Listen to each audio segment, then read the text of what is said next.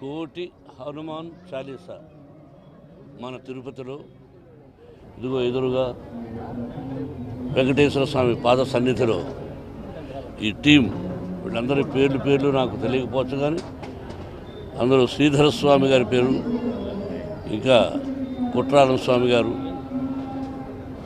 పెద్ద స్వామి గారు ఇక్కడే మన రాయల చెరువులో ఉంటారు. ఇంకా చాలామంది మఠాధిపతులు, పీఠాధిపతులు గొప్పవాడ సమక్షంలో హనుమాన్ చాలీసా మన తిరుపతి పట్టణంలో జరగడం అనేది మనందరికీ అదృష్టం. ఈరోజు నేనేం మాట్లాడినా అతిశయోక్తి అనుకుంటారు, కాదు. మనం ఈ మాత్రం భారతదేశంలో ధైర్యంగా మనం భరతమాత బిడ్డలం, భారతీయులం, హిందువులం అని చెప్పుకోవడానికి ఒక్క భారత ప్రధాని మోడీ గారు ఒక్కరే చాలు.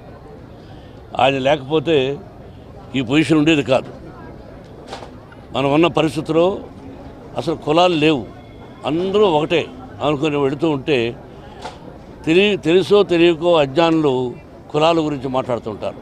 కానీ మన భారత ప్రధాని ప్రతి ఒక్కరూ ఒకటే, మనకు కలిసి ఉండాలి అని చెప్పి ఇటువంటి ప్రోగ్రాములు, అక్కడ అయోధ్య అదొక చరిత్ర, ఆయన చేస్తున్నవి ఎన్నో ఉన్నాయి. అటువంటి భారత ప్రధాని మనకు ఎల్లప్పుడూ ఆయన 100 సంవత్సరాలు ఆయురారోగ్యంతో ఉండి ఎల్లప్పుడూ ఆయనే మనకు భారత ప్రధానిగా ఉండాలని నేను మనసా వాచా కోరుకుంటున్నాను. ఆయన భారత ప్రధాని కాకముందే నేను పార్క్ హయాత్ హోటల్ కలిసి మా కుటుంబం అంతా, సార్ మీరు భారత ప్రధాని కావాలని కోరుకుంటున్నాను అన్నాం. ఎందుకు అన్నాడు. అంటే దానికి ఎగ్జాంపుల్స్ కొన్ని చెప్పి ఇది సార్ అన్నాం. ఎస్ యూఆర్ కళాకార్, I appreciate, let us see by God grace అన్నారు. ఆయన ఆ విధంగా 2 సార్లు విజయాన్ని సాధించారు, మళ్ళీ విజయాన్ని సాధించబోతున్నారు. ఇటువంటి ప్రోగ్రాములు మరెన్నో జరగాలని, భారతదేశం సుభిక్షంగా ఉండాలని హృదయపూర్వకంగా కోరుకుంటూ మకర సంక్రాంతి శుభాకాంక్షలు, కొత్త సంవత్సరం శుభాకాంక్షలు మీకు, మీ యాజమాన్యానికి కూడా, కార్మికులకు కూడా. Thank you. జై శ్రీరామ్. అయోధ్యలో రామ మందిర నిర్మాణ జై శ్రీరామ్. అయోధ్యలో రామ మందిర అవును అది జరుగుతున్నట్టు ఎలా అనిపిస్తుంది సార్? నిన్న మాడారు కదా, సేమ్ అదే ఇక్కడ దానికి సంబంధించి కదా సార్, ఇక్కడ నుంచి వెళ్తారంట. నాకు ఇన్విటేషన్ వచ్చింది, వెళతానా లేదా అని ఆలోచిస్తాను. నాకు ఇన్విటేషన్ ఎక్కడి నుంచి రావాలో అక్కడి నుంచి వచ్చింది, అది వెళదామా లేదా అని ఆలోచనలో ఉన్నాం.